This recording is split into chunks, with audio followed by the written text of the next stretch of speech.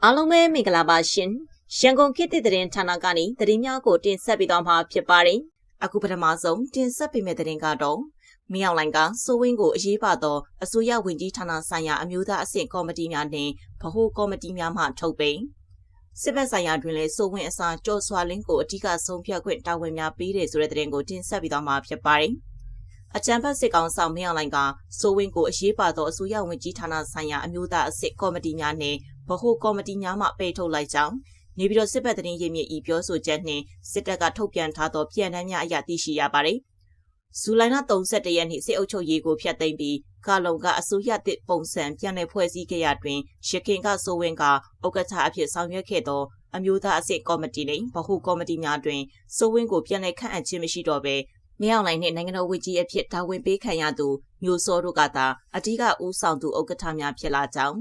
နိုင်ငံအတွက်အရေးပါသောအမျိုးသားအဆင့်ကော်မတီနှင့်ဗဟိုကော်မတီ73ခုထပ်မံတွင်စိုးဝင်းကိုဖယ်ထုတ်လိုက်ကြောင်းသိရှိရပါသည်။ရခင်ကစိုးဝင်းကဦးဆောင်သူအဖြစ်ဆောင်ရွက်ခွင့်ရခဲ့သောဗဏ္ဍာရေးကော်မရှင်အမျိုးသားစီမံကိန်းကော်မရှင်တို့တွင်မင်းအောင်လှိုင်ကဥက္ကဋ္ဌအဖြစ်ဆောင်ရွက်ပြီးမျိုးစောကိုဒုတိယဥက္ကဋ္ဌအဖြစ်ခန့်အပ်ထားပြီးစိုးဝင်းကိုလုံးဝထည့်သွင်းဖွဲ့စည်းခြင်းမပြုတော့သည်ကိုတွေ့ရှိရသည်။စိုးဝင်းဥက္ကဋ္ဌအဖြစ်ဆောင်ရွက်ခဲ့သောအမျိုးသားသဘာဝဘေးအန္တရာယ်စီမံခန့်ခွဲရေးဆိုင်ရာကော်မတီတွင်ပြည်ထရေးဝန်ကြီးဒုဗိုလ်ချုပ်ကြီးထွန်းထွန်းအောင်ကိုဥက္ကဋ္ဌအဖြစ်၎င်းတရားမဝင်ကုန်သွယ်မှုတိုက်ဖျက်ရေးဦးဆောင်ကော်မတီတွင်လည်းဖွင့်ကြီးချုပ်မျိုးစောကိုဥက္ကဋ္ဌအဖြစ်၎င်းလျှက်ရမြင်းနှင့်အခြားမြင့်များသိသိမှုပြည်လဲစီစီရေးကော်မတီတွင်လည်းမျိုးစောကိုဥက္ကဋ္ဌအဖြစ်၎င်းခန့်အပ်ထားပါသည်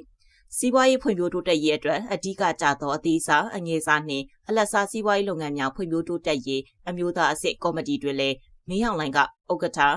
မျိုးစောဒုတိယဥက္ကဋ္ဌအဖြစ်ပါဝင်ပြီးစိုးဝင်းကိုလုံးဝဖယ်ထုတ်လိုက်ကြောင်းစက်မှုလုပ်ငန်းနှင့်စက်မှုဆောင်ဖွံ့ဖြိုးတိုးတက်ရေးကော်မတီတွင်လည်းမျိုးစောကဥက္ကဋ္ဌဖြစ်၎င်းမြန်မာအထူးစီးပွားရေးဆောင်ဆိုင်ရာစီမံခန့်ခွဲရေးဗဟိုအဖွဲ့တွင်မျိုးစောကဥက္ကဋ္ဌဖြစ်၎င်းပါဝင်ပြီးစိုးဝင်းမှလုံးဝပါဝင်ခြင်းမရှိတော့ပေ။တို့ရတွင်အုပ်ချုပ်ရေးရန်နေရာတွင်အဓိကအရေးမကြီးသောကော်မတီနှင့်အဖွဲ့များတွင်စိုးဝင်းကိုထည့်သွင်းဖွဲ့စည်းထားသည်ကိုတွေ့ရှိရပြီးဂုံနူးဆောင်ပွဲတစိတ်ချီးမြှင့်ရေးစစ်ဆေးရေးအဖွဲ့တွင်စိုးဝင်းကိုနာယကအဖြစ်၎င်းနေဆက်ဒေတာနှင့်တိုင်းသားလူမျိုးများဖွံ့ဖြိုးတိုးတက်ရေးကော်မတီတွင်စိုးဝင်းကိုဒုတိယဥက္ကဋ္ဌအဖြစ်၎င်းပါဝင်ဖွဲ့စည်းထားသည်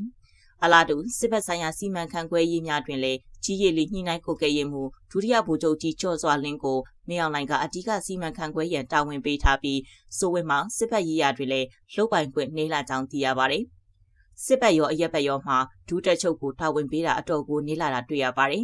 ဒါကနှစ်ဦးချားမှအဆင်မပြေလို့ဆိုတာထက်တက်ချုပ်ကသူ့လူတွေကိုပို့ပြီးပွဲထုတ်လာတာမျိုးလို့ပြောလို့ရတယ်။ဒုချုပ်ရဲ့ဩဇာနဲ့အာဏာကျဆင်းအောင်ရောချမှုလို့ပြောလို့ရပါတယ်။ကြံ့ခိုင်ရေးပါတီစီကိုပြောင်းရွှေ့လိုက်တဲ့ဗိုလ်ချုပ်ကြီးတွေနဲ့ဒုဗိုလ်ချုပ်ကြီးတွေမှလည်းဒုတက်ချုပ်ရဲ့လူတွေမပါဝင်ပါဘူး။ဒုတက်ချုပ်ရဲ့လူတော်တော်များများစစ်ဘက်ရောအရက်ဘက်မှာပါနေရာမရတာများပါတယ်ဟုနေပြီးတော့စစ်ဘက်သတင်းရင်းမြစ်ကသုံးသပ်ပြောဆိုပါတယ်။ဆက်လက်ပြီးစစ်ကောင်စီရဲ့တပ်ဖွဲ့ဝင်3ဦးကိုတနက်တလက်ဘုံတစ်လုံးနဲ့အတူ PDF တွေဖမ်းမိတယ်ဆိုတဲ့သတင်းကိုတင်ဆက်ပေးသွားမှာဖြစ်ပါတယ်။မကွေးတိုင်းစောမြို့နယ်မှာစစ်ကောင်စီရဲ့တပ်ချက်ကြီးနဲ့ဒုတပ်ချက်တွေကိုတနက်တလက်ဘုံတစ်လုံးနဲ့အတူအောက်တိုဘာ17ရက်နဲ့12ရက်နေ့တွေမှာဖမ်းမိထားတယ်လို့စစ်ရေးသတင်းရင်းမြစ်တွေကပြောပါတယ်။ဖမ်းမိတဲ့စစ်ကောင်စီတပ်သားတွေကကြောက်ထုမြို့အခြေစိုက်အမြောက်တပ်အမှန်368နဲ့စောမြို့ရဲစခန်းကသိရပါတယ်။မနေ့က2ယောက်ဒီနေ့က1ယောက်အလုံးပေါင်း3ယောက်ပေါ့။2ယောက်ကတော့သူတို့တပ်ထဲမှာမနေချင်လို့ထွက်ပြေးကြတ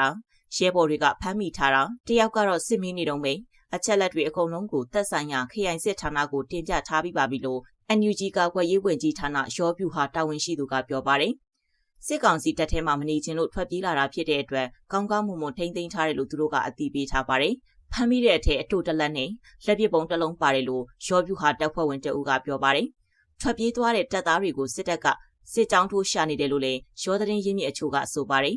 မနေ့ကရုံမြို့ကြီးရွာတွေကိုအင်အား100ကျော်နဲ့ဖွင့်ရှာတယ်။ညနေပိုင်းပဲကြောက်ထုအမြောက်တပ်ထဲပြန်ဆုတ်သွားတယ်လို့ရောဒေတာကန်တအူးကပြောပါတယ်။လက်ရှိစစ်တပ်ကကာကွယ်ရေးပစ္စည်းစက်ရုံတွေရှိတဲ့မကွေးတိုင်းပေါ့မြို့နယ်ဘက်ကနေထီလင်းမြို့နယ်ကိုစစ်ကြောင်းထိုးနေတာရှိပြီးတိုက်ပွဲတွေစက်တိုက်ဖြစ်ပွားနေတယ်လို့သိရပါတယ်။ကျမရဲ့သတင်းတင်ဆက်မှုကိုဒီမှာပဲရနာခွင့်ပြုပါရှင်။အားလုံးပဲရှင်လန်းချမ်းမြေ့ကြပါစေရှင်။